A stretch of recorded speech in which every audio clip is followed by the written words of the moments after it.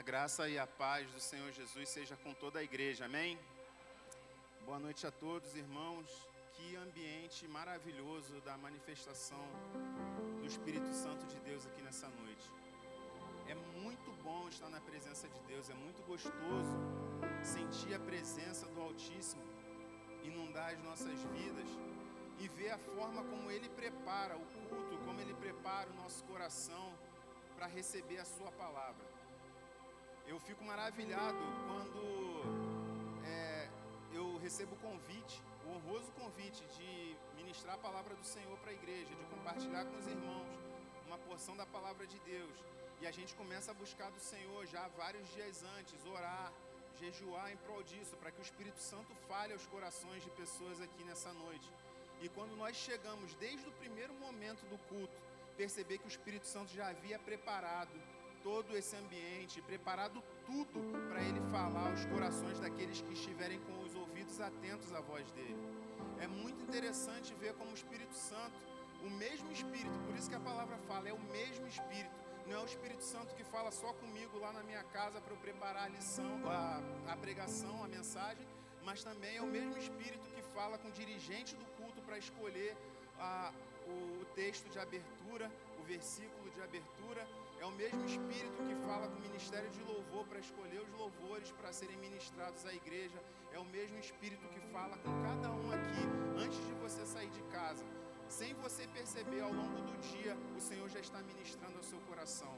E muitas vezes, na hora da palavra, vem aquela lembrança de um louvor que talvez você ouviu, ou hoje, ou durante a semana. Vem aquela lembrança de uma palavra que você leu, de alguma conversa que você teve, e seu Espírito Santo cuidando da sua igreja de uma forma toda especial.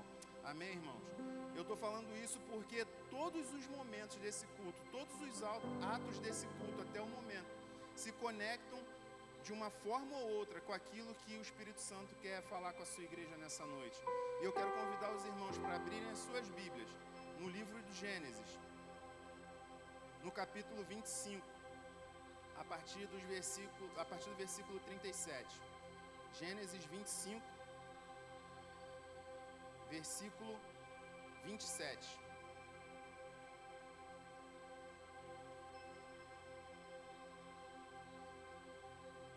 Amém? Gênesis 25, versículo 27, nós vamos ler até o 34. Diz assim a palavra do Senhor: Cresceram os meninos, Esaú saiu perito caçador, homem do campo.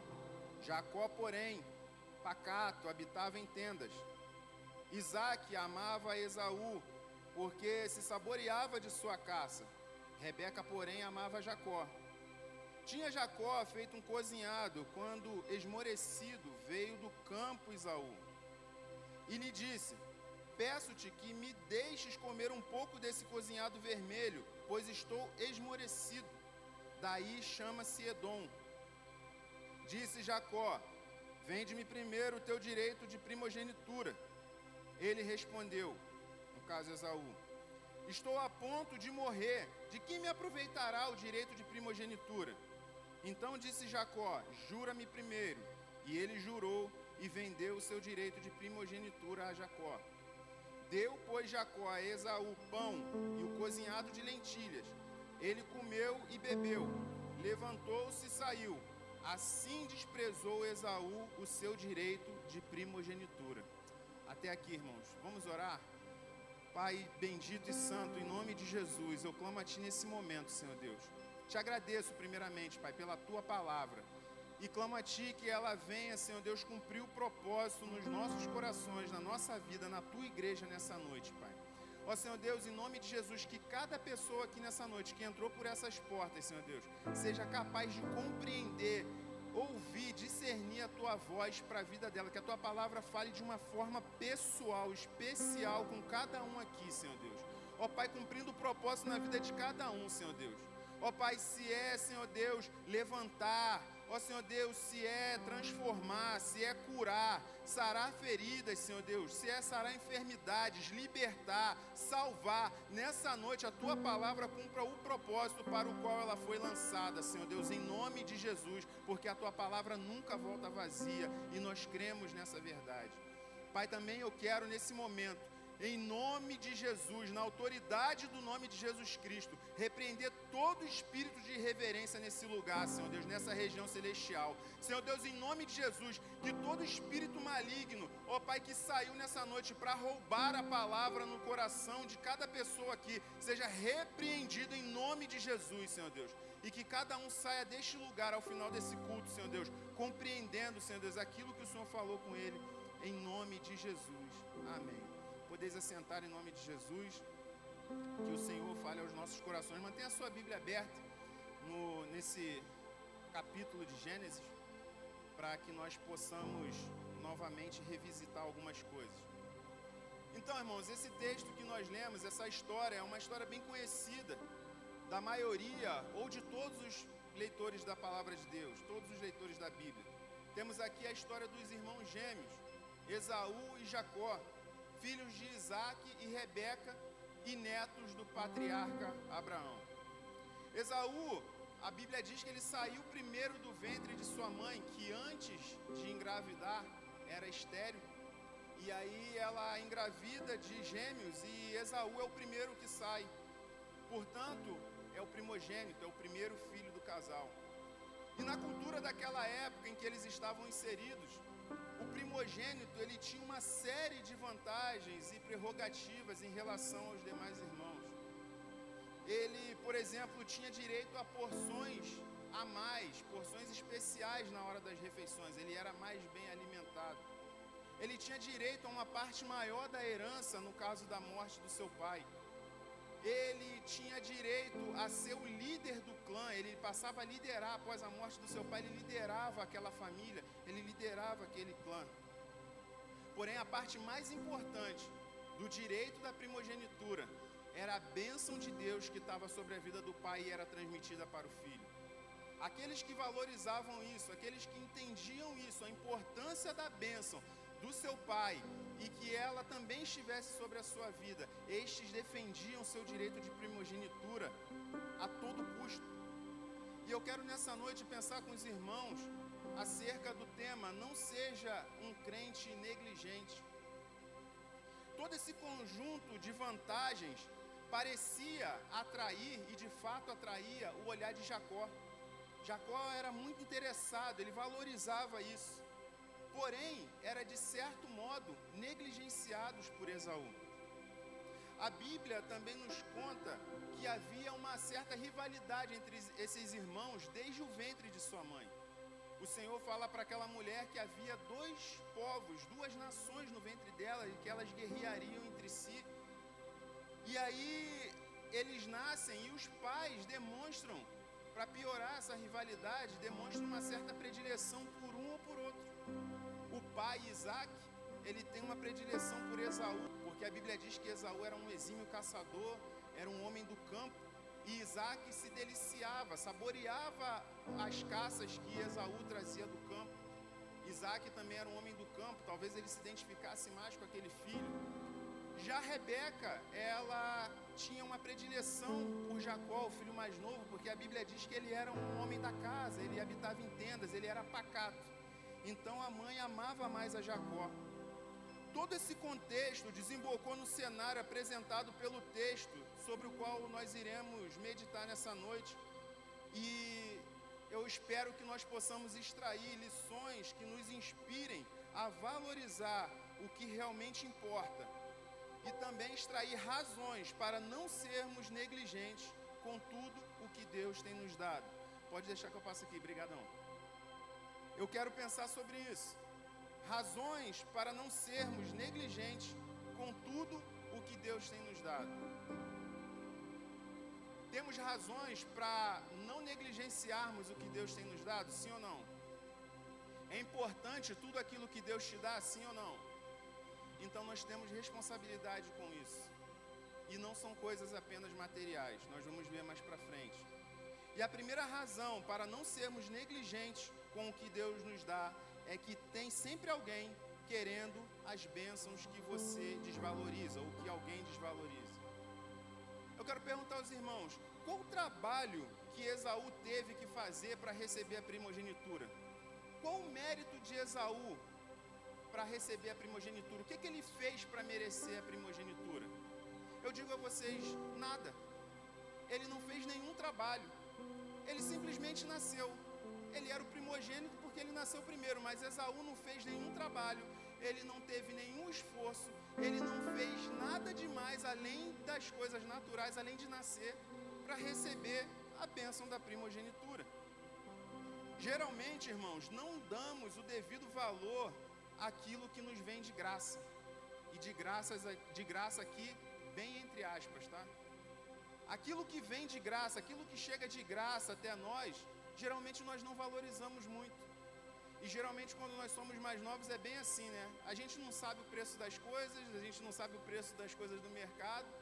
E aí quando a gente não valoriza muito, quando tem um prato ali na mesa ou algo que nossos pais nos dão, a gente não sabe o trabalho que aquilo deu para chegar até nós. E aí nós não valorizamos tanto, mas depois que a gente vira adulto, que o boleto começa a chegar, a gente começa a ralar, a gente começa a entender. E Esaú, irmãos, ele não entendia o real valor da bênção, da primogenitura. Por isso ele vendeu fácil. Esaú não entendia, não fazia muita questão, não valorizava aquela primogenitura, não valorizou aquela primogenitura. Por isso ele vendeu fácil. Ele falou, de que me adianta? Primogenitura, estou cheio de fome aqui, estou a ponto de morrer, me dá logo esse prato para cá, esse cozinhado para cá, e toma essa primogenitura. Mas Jacó sabia o valor que aquilo tinha. Tanto Jacó sabia que se preparou para conquistá-la no momento oportuno, no momento de fragilidade de Esaú. Sabe-se lá, irmãos, quantas vezes Jacó já havia se preparado para dar esse bote? Quantas vezes Jacó, sabendo que seu irmão ia para a caçada, voltava cheio de fome, ele fazia aquela comida bem na hora. Geralmente ele volta perto do pôr do sol, aí ele botava aquele prato, aquela comida, aquele aroma subia, e aquele irmão, na primeira vez, talvez trouxe uma caça, trouxe um javali, e o pessoal já estava com a fogueira, ele botou o javali ali, todo mundo comeram também o prato de lentilha e passou batido.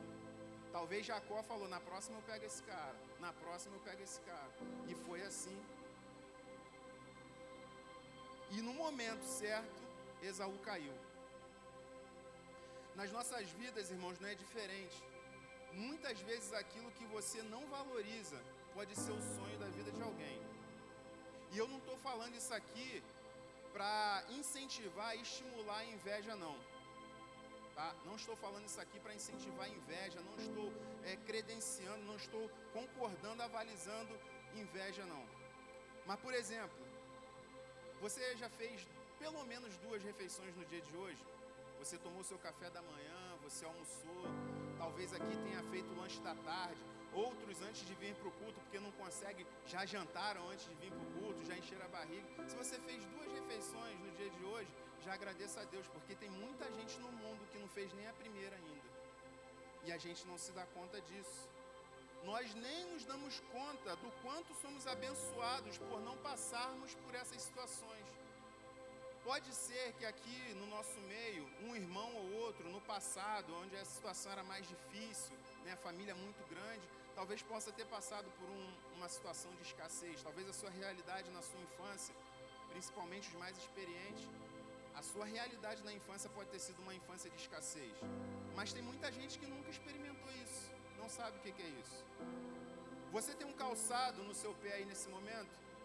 Você tem uma camisa para vir à igreja? Você tem uma casa para você voltar ao final desse culto? Você tem uma cama onde dormir, uma família? Você tem uma igreja para congregar? Ar-condicionado, banco bonitinho? Aliás, só o fato de você estar aqui na igreja já é motivo de você agradecer muito a Deus.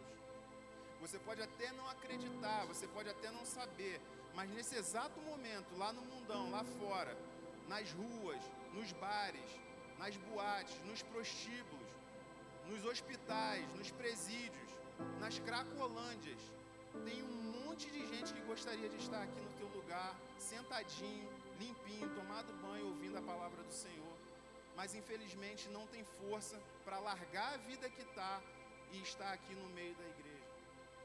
Eu falo isso, irmãos, por experiência própria.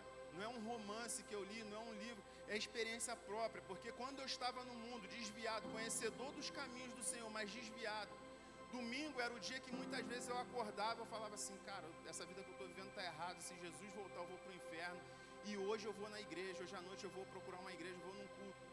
Mas já nas primeiras horas da manhã, Satanás já ia me aliciando, já ia me seduzindo com as suas coisas, e aí no almoço ali, eu já pensava, depois do almoço vou tomar uma cerveja, mas é só um golinho, que aí de noite eu não estou bêbado e não sei o que, eu vou poder ir para a igreja. Daquele gole de cerveja, algum amigo já convidava para ir no bar, já ia não sei o que, já tinha uma balada, quando eu ia ver já era 5 horas, eu falava, não vou mais, já tomei um monte, já estou com hálito de álcool, eu vou domingo que vem. E aí eu me arrumava, ia para a balada, alguma coisa, geralmente eu ia sempre com um amigo muito próximo, e ele morava perto de uma igreja Assembleia de Deus.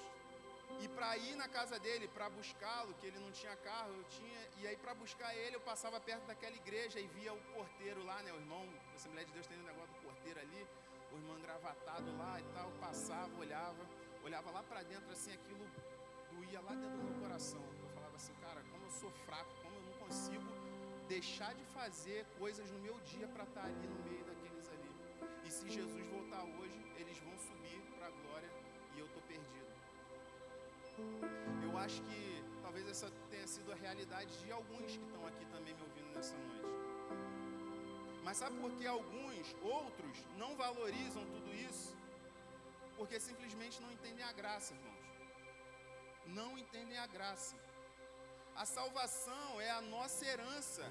A salvação em Cristo Jesus é a nossa primogenitura.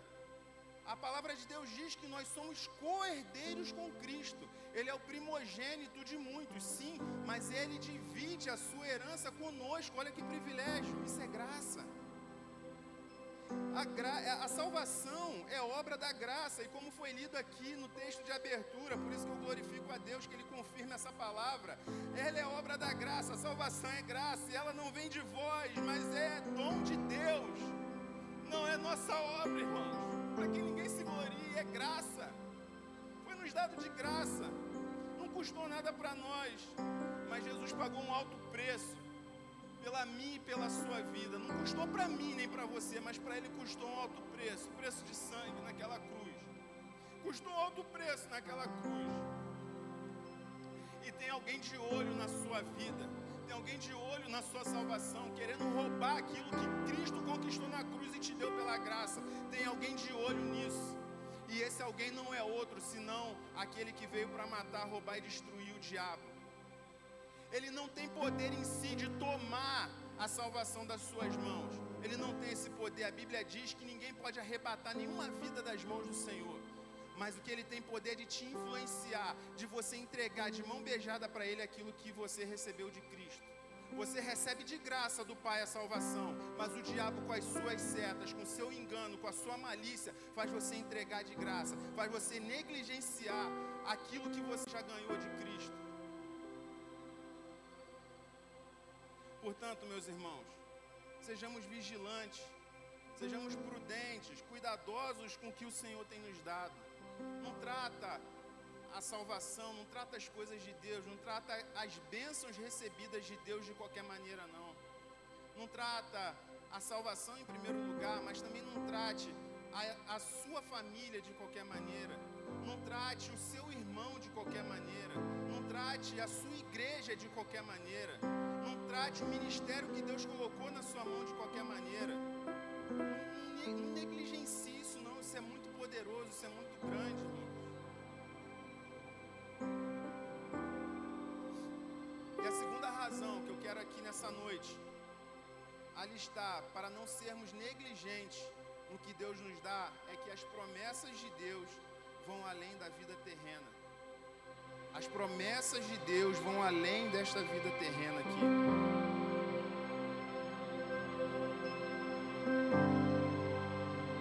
O apóstolo Paulo, em 1 Coríntios, capítulo 15, versículo 19, ele diz assim: se a nossa esperança em Cristo é somente para esta vida, somos os mais miseráveis de todos os homens.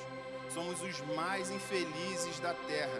Se a nossa esperança em Cristo, se aquilo que a gente espera de Jesus é somente para essa vida, a gente é mais miserável do que aquele que não tem Cristo lá fora. Não é a palavra do Amarildo, não é a palavra de homens, mas é a palavra do Senhor. E Esaú, ele me parece ser assim. Ele estava tão cansado dos seus afazeres, do seu trabalho, da sua caçada, que chegou a ponto de quase morrer. Cansado, exaurido da sua vida, da sua lida, quase morrer. E ao chegar nesse ponto, teve que negociar o seu bem mais precioso, sua bênção da primogenitura. Ele nem titubeou, ele nem pensou duas vezes. Ele estava cansado. Sua caçada, sua correria, seu dia a dia. Qual tem sido a sua caçada? O que tem roubado a sua energia? O que tem feito você ter uma necessidade humana tão grande a ponto de você negociar até mesmo teu direito de primogenitura? O que tem roubado o seu tempo? O que tem roubado a sua alegria? O que tem tirado você da presença de Deus? A palavra de Deus nos instrui em Hebreus 12:16, para que não sejamos devassos ou profanos, como Esaú, que trocou sua bênção por um prato de lentilhas. A palavra de Deus não diz que Esaú era devasso ou profano porque ele se envolvia com muitas prostitutas. A palavra de Deus não diz que Esaú era devasso ou profano porque ele tomou a esposa do seu irmão ou se deitou com a mulher do seu pai, igual aquele cara lá na igreja de Corinto, que o apóstolo Paulo vai repreender. Não. A palavra de Deus está dizendo que Esaú era devasso e profano porque ele trocou a sua bênção por um prato de lentilha. Trocou algo gigantesco por algo pequeno. Sabe o que a Bíblia está dizendo? Por que Esaú fez isso? Porque Esaú era carnal. E quem é carnal só pensa nas coisas daqui de baixo. Para ele, as bênçãos do seu pai só serviriam para essa vida, para ele desfrutar aqui e agora. Olha o que ele fala para o seu irmão: de que me adianta essa bênção da primogenitura se eu vou morrer? Ora, se ele morresse, a bênção continuava. Se ele morresse, a bênção ia alcançar as gerações futuras dele. Assim como Abraão, a promessa para Abraão foi que ele seria pai de multidões. Quantos filhos em vida Abraão viu? Diz para mim. Quantos filhos em vida Abraão viu? Diz para mim. Não, foi um não, foram vários. Mas ele não viu uma multidão, não. Ele viu Ismael, ele viu Isaac, ele teve uns filhos lá com Quetura, ele teve alguns filhos, mas não foi uma multidão. Para os dias de hoje, sim, né? A maioria de nós tem 1, 2, no máximo 3 filhos, ter uns 6, 7, 8 já é muito. Mas ele não viu essa multidão da promessa, mas ele creu na promessa e isso lhe foi imputado por justiça. Cuidado, irmãos. Cuidado para você não se meter em tantas coisas desse mundo que tenha que negociar valores espirituais e até mesmo sacrificar a sua comunhão com Deus, pondo em risco a sua salvação. Cuidado com a sua caçada. Cuidado com o tempo que você tem gasto na sua caçada, para você não ficar extenuado a ponto de falar: nossa, eu estou tão cansado que eu vou ter que... Estou tão cansado que eu não vou poder orar hoje. Eu estou tão cansado que eu não vou ler a palavra de Deus hoje. Eu estou tão cansado da minha caçada, do meu dia, que eu não vou poder ir para a igreja hoje. Nem amanhã, nem depois. Eu estou tão cansado da minha caçada que eu não vou ter tempo de ficar com a minha família, de ter um tempo de ler a palavra com os meus filhos, de ouvir o dia deles, o que a minha esposa fez no dia. Eu estou tão cansado que eu vou ter que trocar a minha primogenitura por um tempo de descanso ou alguma coisa que me dê prazer. Eu estou tão cansado da minha caçada que eu tenho que procurar um hobby, e aí eu passo o final de semana todo fazendo esse hobby para poder descansar da minha caçada. Lembre-se, irmãos, a nossa pátria está no céu, o nosso tesouro está no céu, e a nossa verdadeira herança estão no céu, depois de uma vida com Cristo e para Cristo aqui nessa terra. E a terceira razão que eu quero nessa noite trazer, para não sermos negligentes com aquilo que Deus nos dá, é que chegará o tempo em que não vai dar tempo de voltar atrás. Haverá um tempo em que você não vai ter mais tempo. E o que está definido, está definido. Céu ou inferno. A história de Jacó e Esaú prossegue, e a Bíblia relata no capítulo 27 que Jacó e sua mãe armaram uma trama para Isaac, para que Isaac, seu pai, confirmasse a bênção da primogenitura sobre Jacó. Isaac estava bem velho e cego e não percebeu que era Jacó que entrou na sua tenda vestido como se fosse seu irmão Esaú, e seu pai assim o abençoou. Seu pai não estava enxergando direito, ele só pelo ouvir, pelo olfato. E aí ele falou assim: nossa, o cheiro é de Esaú, o pelo, que Jacó colocou um pelo de animal, era de Esaú, parecia um homem peludo, né? Esaú era peludo, mas a voz é de Jacó. Ele: não, meu pai, toma aqui uma comida e tal. E o homem na beira da morte ali abençoou com todas as bênçãos espirituais. Existem várias discussões acerca da forma como Jacó tomou a primogenitura, ele foi abençoado e tal, mas isso é uma outra questão, é um outro assunto, é um outro tema teológico. O fato é que ele não precisava daquilo, ele não enganou Esaú. Quando ele ganhou, quando ele comprou a bênção da primogenitura, ele não enganou Esaú. Ele falou: olha, eu tenho um prato de lentilha, tu quer? Ele quer. Eu tenho o meu carro, vou falar o meu, eu tenho um Palio. Você tem uma Ferrari, quer trocar? Quero. O cara trocou, ele não fez nada ilegal.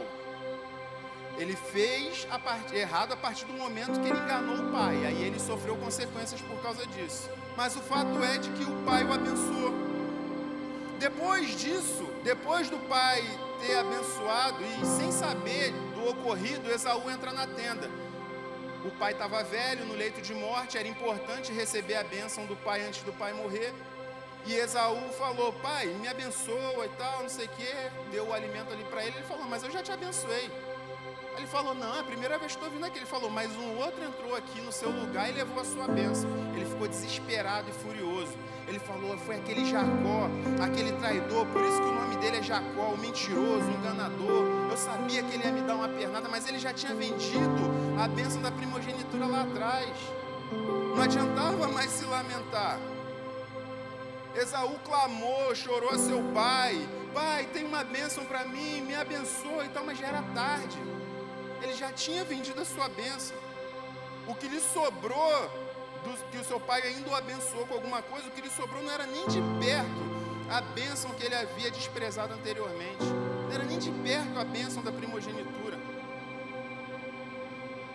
Esaú, certamente, na hora que ele vendeu a sua primogenitura, ele não tinha pensado nas consequências futuras, quando vendeu o seu direito, em troca de um prato de lentilhas. Mas aquela decisão trouxe consequências por gerações de Esaú, aquela decisão impensada. Assim são as decisões, irmãos, tomadas no calor do momento. Nunca tome decisão pressionado, nunca tome decisão com raiva, nunca tome decisão no calor do momento, motivada por suas emoções, por seus sentimentos, bons ou ruins, por prazeres momentâneos.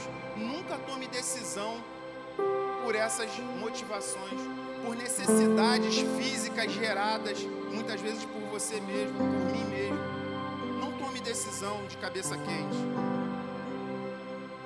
Assim são as pessoas que desprezam a Deus por coisa da vida terrena. Não vou para a igreja, não quero ser crente não, porque crente não pode beber, tem que parar de beber, não sei o quê.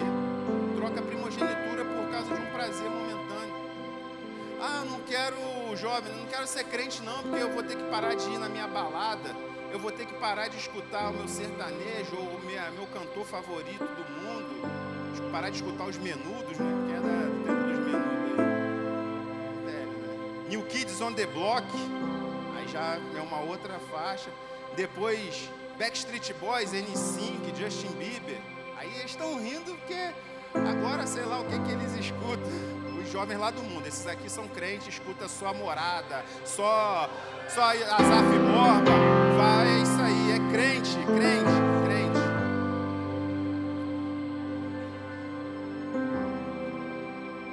Por enquanto, irmãos, ainda existe um tempo para arrependimento, para chorar, para voltar atrás, para se arrepender.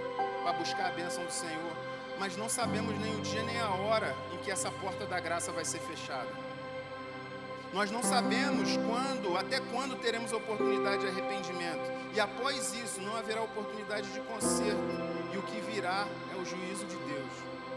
Em Mateus 24, do 37 ao 39, o Senhor Jesus estava falando para a multidão que o ouvia no seu sermão escatológico. Ele disse assim: pois assim como foi nos dias de Noé, assim será também a vinda do Filho do Homem. Pois assim como nos dias anteriores ao dilúvio, comiam e bebiam, casavam e davam-se em casamento, até o dia em que Noé entrou na arca, e não o perceberam, até que veio o dilúvio e os levou a todos.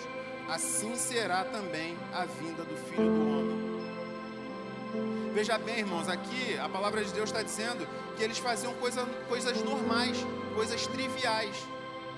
Não é pecado comer e beber, casar-se, trabalhar, viver a vida, consertar o telhado da sua casa, trocar uma lâmpada, andar de carro, se divertir, jogar futebol. Nada disso é pecado.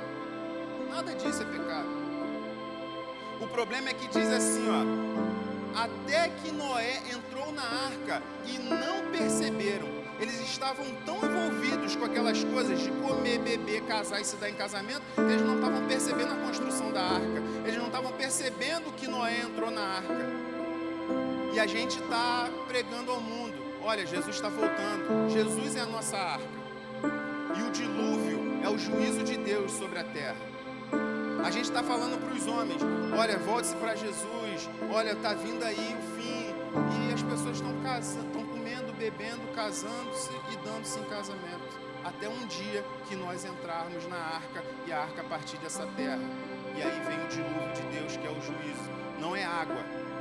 Deus não vai mais destruir a terra com água. Vem o juízo dele. Para aqueles que desprezaram essa salvação.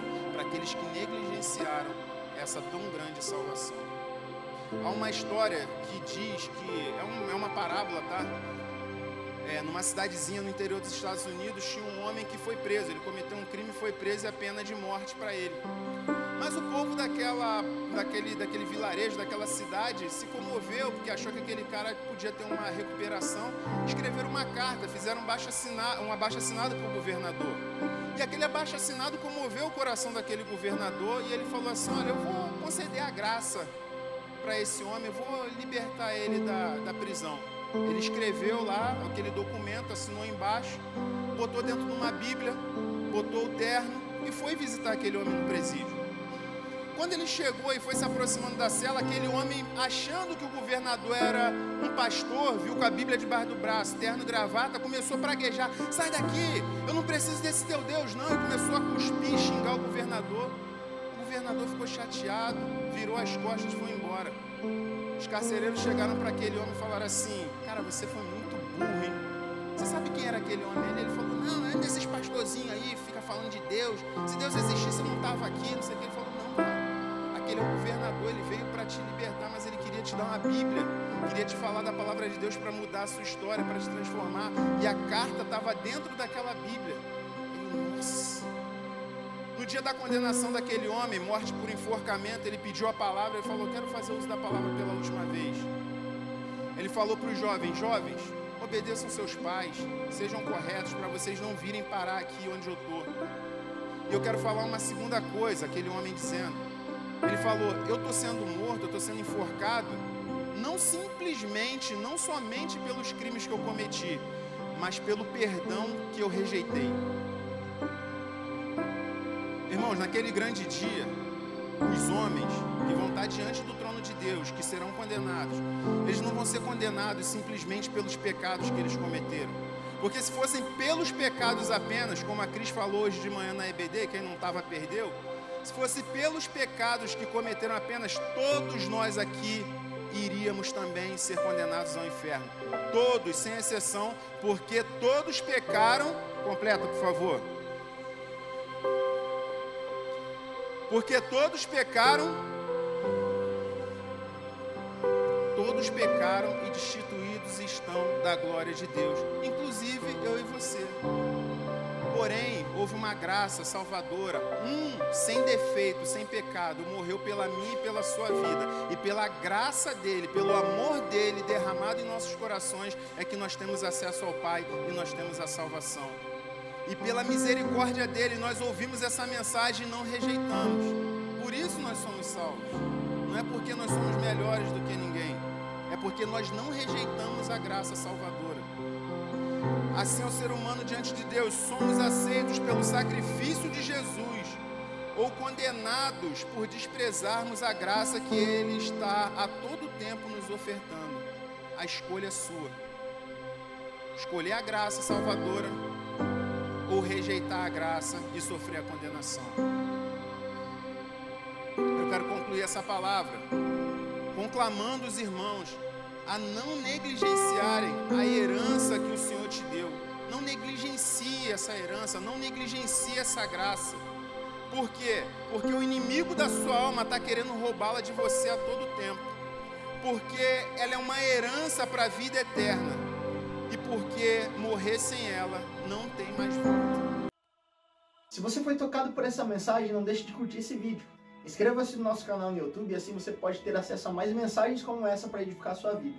E se você deseja fazer parte da nossa igreja e ter mais acesso às nossas informações e novidades, é só você baixar o nosso aplicativo no seu celular. Baixe gratuitamente. É só você abrir a loja virtual no seu celular e digitar IBI Cascavel.